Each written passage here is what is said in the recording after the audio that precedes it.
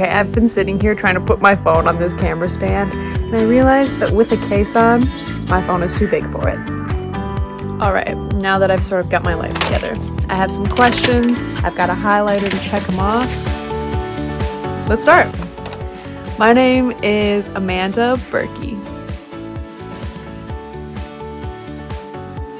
Today is Tuesday, January 19th, 2021. I am 22 years old. I'm a Taurus sun, Sagittarius moon, and rising Libra, for those of you who are into astrology. When I visualize and kind of picture myself in 2022, I hope to be in Germany, so I think I'll be traveling a bit. For those of you who don't know, I was accepted for a Fulbright English teaching assistant position, and so through the U.S. Fulbright Scholars Program, I will be in Germany next year, well, this upcoming year, this next school year, teaching English in Southwest Germany, and I'm really excited for it. But so since I'm starting that in the fall, I think next year around this time I will be in Germany, and I hope that it is all I've been drumming it up to be in my head. I hope that it's really what's meant for me. I really hope that it's my next step. What would you say to your future self? To my future self, I would say, I hope we made it to Europe. And I hope you found your voice. And I hope you feel more comfortable using your voice. I feel like there were a lot of things that people just weren't able to do last year because of obvious reasons. And it's so easy when things don't go the way we expect them to feel disappointed and to feel upset when plans don't work out. Definitely speaking from experience. But at the same time, I think that I have really learned that everything really does happen for a reason, and if it's meant for you, it's not gonna miss you, that you will do what you're meant to do, simply just by living. I think that when it comes to reflecting and thinking about things that I wish I could have done, in a certain sense, I do wish that I could have done certain things, but I'm also glad that I didn't necessarily get to do all the things that I wanted. The thing that is most important to me right now is my relationship with myself and establishing and building the foundation for strong habits that really help me be the best version of myself. And this is one of my New Year's resolutions, New Year's goals, is to definitely build a more solid routine, but one that really works for me. I like to meditate and journal, and I enjoy working out, and I enjoy eating healthy food. I have all of these healthy habits and things that I enjoy doing, but sometimes it's hard to be really consistent about them and to keep them in my daily routine. And so I've really been trying to be more mindful about that. And so that's the thing that's most important to me, is my relationship with myself in every sense of the word, because if I don't have a strong relationship with myself, especially during times like these, when everything is just so stressful, it's really hard for me to manage more. And going off of that too, just relationships in general, I've really realized that my relationship with some of my close friends needed this time being at home, and needed this time just kind of staying in the same areas. And there are some friends that I've been able to really reconnect with. We've known each other for a long time, but it's been cool getting to explore that friendship a lot more just because we're closer now. And living with my family, having closer relationships with my sisters and my parents, it's been really cool during this time. Like I said, find the silver lining. So I am a teacher. I suppose that's important to note. I'm a teacher. I teach German and English as a second language. Those are where I have my teaching license in. But I have recently been working as a substitute teacher, so I kind of have been going everywhere. I've worked with kindergartners, I've worked with seniors, I've taught math, I've taught science, now I'm teaching language arts. Definitely getting across the board. But one thing I have really noticed this year is how important human interaction is for children and adults. And as a teacher, I think that a lot of other people could say this as well, but I have really realized that students need human interaction, not only with like me as a teacher, but they need interaction with their friends and their peers, and they need to be in some environment where they're able to socialize and where they're able to explore themselves and form their identity. And I think that that's always something that I've kind of known that that's important, you know, being able to talk to friends and develop your identity. But at the same time, I think that it's easy to take for granted the spaces where kids are able to do that, where kids are able to express their imagination and explore so many different topics. But I think that this has definitely been a wake-up call for a lot of educators and for a lot of people in our society in general, that education is important and teachers' jobs are important. They're more than just there to teach your kid math. Like, they're there to teach your kid how to interact with other human beings. Like, just for feeling cared for and seen, kids also really need that human interaction. And so that's a good question. What will you try for the first time? I think there's a lot of things that I want to try for the first time. I really want to go to the beach for the first time, but like the beach of an ocean. When I lived in Europe for a couple of months in college, I went to Croatia, and like we went to a town in Croatia where like there were some beaches, but I've never been to a beach on like the east or the west coast of the United States. So I would love to go to the beach. Who do you look to for guidance / role models? Okay, this may sound kind of pretentious. When it comes to looking for guidance or perspective on things, I really like sharing stories with people and listening about other people's stories and experiences as well. And I kind of just take and learn from the interactions that I have with people. So it's not that I necessarily have one role model or somebody that I always go to for guidance. But if I ever need perspective on something, I usually will go to a friend or one of my colleagues that I really trust if it's professional advice that I need. Or I'll talk to my sisters about it, but I really like using myself and the inner knowledge that I personally have to work through and kind of get the guidance that I need from my interactions with the world around me. I feel like recently, the past couple of months, I've kind of just been having a little bit of an identity crisis, almost. I think a lot of college graduates and young adults can totally relate to this. But when you grow up and you are, in the same kind of setting, as I was just talking about school, in the same kind of setting for 12, 13 years of your life, and then you either graduate high school, you're done with school and you go into the workforce, or you go into college and you start a program there. But when you're a young adult, it's crazy. Like, I feel like the world and society expects us to have our life figured out. And even for me at the age of 22, like, bro, I don't know what I want to do with my life. Like, yes, I have goals and I have dreams and I have aspirations and things that I'm working towards, but I'm also just like living life and exploring what life has to offer. If I want to try this, I'm going to try it. If I want to do that, I'm going to do it. Like, I don't care what other people think. And I say that at the same time, but sometimes I do. Like, I gotta call myself out on that. But while I don't care what people really think, I care what I think. And so something I've really been struggling with is expressing what I think. And so with having a little bit of an identity crisis or trying to get in touch with my soul and who I am as a being, it's been a little bit hard. I love watching sunsets. I love the outdoors. I love hammocking. I love going for hikes. I love being outside with nature at all times of the year. I've also refound my love for reading. I remember in high school, I could read like a book a week, like it wasn't anybody's business. But when I went to college and we had to start reading more for classes, it just got so much harder to read for enjoyment, and like it really just takes your enjoyment for reading and crushes it.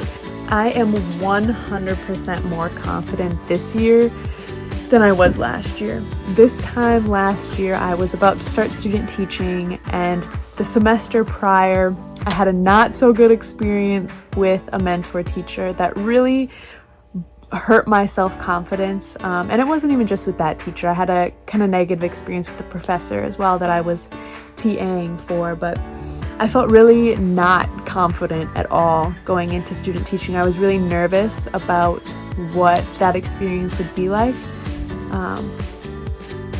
But I think that experience, while I do 100% feel more confident now, that experience definitely taught me that I really can do anything that I believe that I can, and I believe in myself. My student teaching experience was phenomenal. Like, the whole thing was amazing, and I had such a great relationship with my mentor teacher. I was really nervous around this time last year. So I think the advice I would give myself would be to trust yourself. You know what you're doing, even though you feel like you don't. Trust your gut and trust your natural ability to be a teacher. Trust yourself that you can connect with any human that you try to, because you're so curious and you love getting to know people. It's probably what I needed to hear a year ago. I don't know. It is what it is, for real. Like, I love wearing hats and sweatshirts with like a jean jacket over it. I love leggings or like joggers. Definitely athleisure, but at the same time, I love dressing up. Like, I've got a bunch of dresses over there, and I love, professional suits, all of that kind of stuff. So my style, all over, everywhere. Okay, so I actually really like making vision boards, and I have one currently on my wall, and I love that one, and I'm still vibing with that one, so I'm gonna leave that one up. But I have a lot of big goals on it. So one that I'm gonna share with you is I would love to give a TED Talk one day. I really enjoy public speaking, and I have a podcast that I share a lot of just random jumble thoughts on. I'll link that below. It's called Higher Thoughts. And I am very passionate about education, and I really want to do work in either education reform or educational philosophy or policy. And along with that, I really want to give a TED Talk. I also was in speech in high school, so I like public speaking and expressing my thoughts through talking, but I'm trying to get better at doing it because I'm a little out of practice. Let's see, what else can I tell you about myself? Nope. I am single and very happy about it. For the last couple of years of my life, I've really been going on a whole self-love journey and falling in love with myself. That's who I'm in a relationship with, is me, myself, and I. And I'm very happy and content about it. I think that our society puts a lot of pressure on young people to find their life partner and get married and have a family and start that whole life right away, and no judgment to people that do, but that's just not me. I have a different path that I'm taking, and right now that doesn't include a partner along the way. I'm just living life and having fun doing it. Okay, I have 3 faves: Adele, Post Malone, Billie Eilish, and in that order. Love those 3 for sure. I guess one other thing to explain that's really important about me, which you may have already picked up on actually, my eyes shake back and forth. I have something called ocular albinism. And so in the back of your eye, you have a pigment that connects your eye to your brain. And this pigment helps your eyes to focus. Basically, I don't have that pigment. And so my eyes shake back and forth because they're trying to focus but can't. And because I don't have that pigment, there's a lack of pigmentation. It's called albinism, and it's of the eyes, so it's like ocular albinism. I also have an astigmatism, and so my depth perception is really bad, and I'm almost legally blind without my glasses on. I'll talk a little bit more about that maybe in a future video, but yes, I have a really cool, special eye disorder. Okay, I thought this question was really cool, and I wasn't sure if I was going to actually answer it or not, but I was thinking and I thought of a good one. One technological thing that blows my mind, syncing the old one with the new one and transferring the information like that. The fact that they can like transfer information so easily like that onto any device is kind of weird. There are a lot of crazy cool technology things. Like, don't even get me started on space travel or anything like that. Because space is freaking cool, but when we start thinking about robots and space and all of that, the world situation, like, technology's cool, but it's scary, man. I used to play volleyball in high school, so I love volleyball, miss it all the time. I watch a lot of hockey. My sisters grew up playing hockey, so I love hockey, even soccer. I love playing sports. I don't always like watching them just because like with my eyes it's harder for me to actually see what's going on in sports when I'm watching them. Well, I sure hope so. Let me show you something.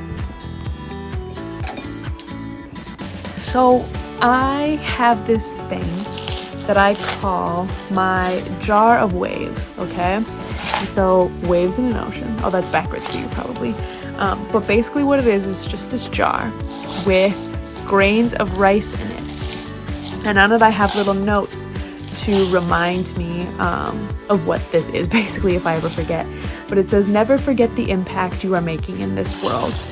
Each grain of rice represents a wave of change in the ocean of students that I have taught in teaching my classes across the years. And at the bottom, I have a total number of waves and then a piece of tape that I like write the number on and then erase it. And so far, okay, I am in my first year of teaching. Let me give you a little background of my teaching history. I completed my student teaching in the spring of 2020, and so about halfway through, well, a little over halfway through, it was interrupted by the coronavirus. And so this is my first official year of teaching.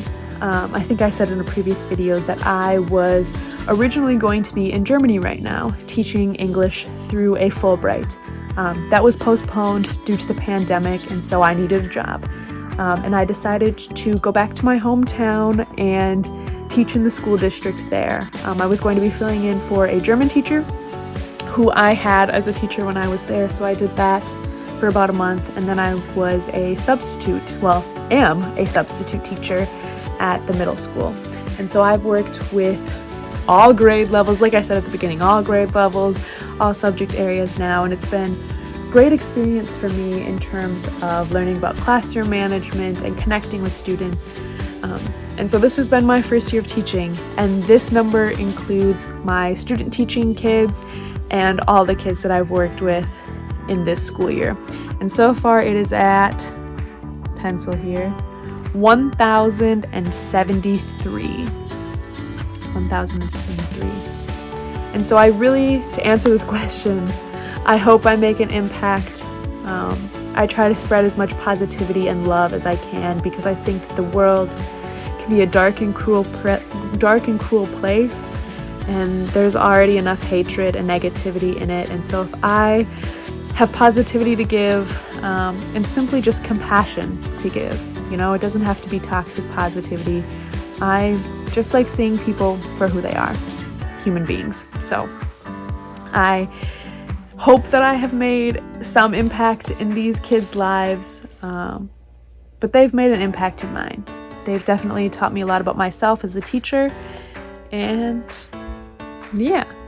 I want to end this video here. Thank you so much for watching this. I hope to kind of share more about myself in the future. Getting to know people, while I have said multiple times that I love doing it, it's also something that's really hard for me to do in our society, because I don't really like small talk, like at all. Thanks for watching. If you like this video, go ahead, give it a like, subscribe, comment, share, notifications, whatever everybody tells you to do. You can do it if you want. Let me know what you think. If there's any questions you have, you want to know about, I'd love to hear from you as well. Comment down below, what's your favorite season? Because I think mine's fall.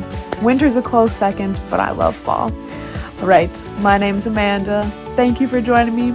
Have a great day. All right, that's it. I'm Amanda. Thank you for watching. Auf Wiedersehen.